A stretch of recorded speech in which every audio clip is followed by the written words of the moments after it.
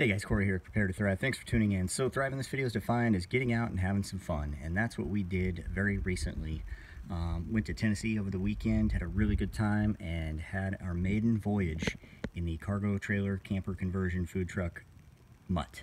But I want to share some lessons with you guys that we picked up along the way, and little things that we need to improve on this. It rained the second night we were there, and I made the mistake of keeping this open, this vent open, on half of the drive there, and it's just sticking straight up.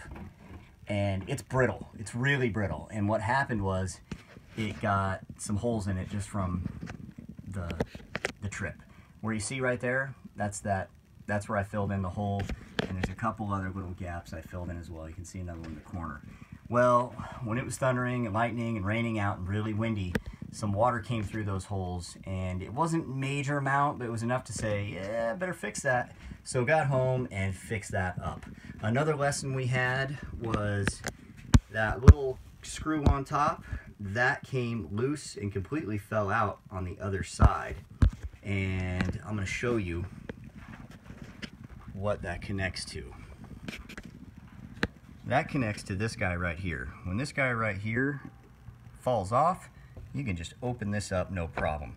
So I had to fix that. Went to Lowe's almost before they closed at 10 o'clock at night to patch that up.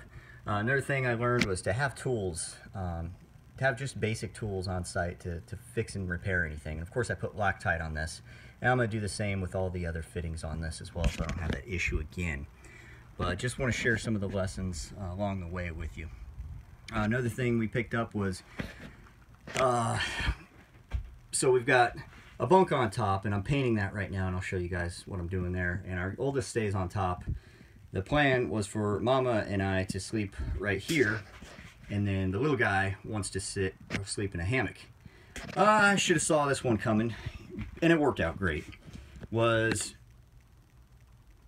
little guy, me, Mama. And that worked out great. It's a big bed, and I apologize for the mess right now. But also learned that there's a pretty decent gap between these two mattresses, and it is two separate mattresses. So with this extra piece of foam we have here that is the exact same length as what you see here, I'm going to cut that to size so it can fit right between there when we need it, because I don't see things changing until the little guy gets a little bigger and just won't fit in that bed with us. It's just not happening. So when you're laying on there in that gap, you're laying on wood. Not the most comfortable night's sleep.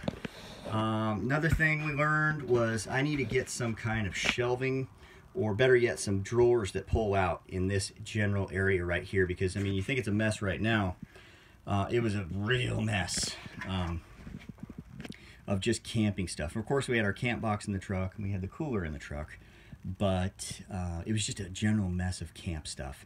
And if we have drawers we can pull in and out that are they'll be just as deep as you see here, that won't be a problem. It'll just keep things nice and tidy, and we'll know where everything's at. But hey, real successful time with the maiden voyage. Little guy was comfortable on top, or the big guy was comfortable on top. Little guy was, everybody was comfortable. Let's see, what else? Of course, this area right here that originally had some water damage, very little. I fixed that up weeks ago, and that held true, so no problems there. I just want to show you guys what I'm doing here, and that's painting the bunks nice white, just to make it look that much more clean, and so you won't see this wood here, and it'll accent and match the white accents that we have here. Another thing I want to share with you guys is this is our first time camping in a camper, if you want to call this a camper, and I'm going to call it a camper for all intents and purposes. So we were walking around the campsite, and really nice trailers. I enjoyed looking at all the trucks and everything. But one thing that I just couldn't get out of my mind when I was looking at all these trailers was the incredible amount of debt that I saw. Unless people were paying cash for these trailers and these trucks, many of them you're looking at upwards to $100,000 in debt. And that got me thinking about, SHGF and debt.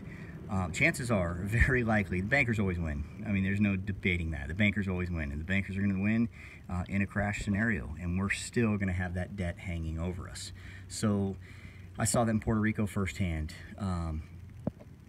Even with those hurricanes going through and destroying the island, destroying the grid, people still needed to get to work. They still had the debt. And there's something to be said about being debt-free. Everywhere I looked, I saw a lot of debt in that trailer park, a lot in that campsite. And, you know, what you're looking at right here is zero debt, and our truck's paid off and all that good stuff. So what I'm getting at is true preparedness financially is debt-free.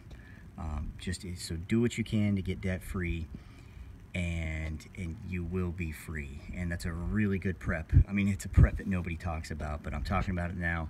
And just want to get my thoughts out and share my experience on the maiden voyage here with lessons learned and just some general thoughts I have. But thanks for watching, guys. Have a great day, and get prepared, stay prepared. Bye-bye.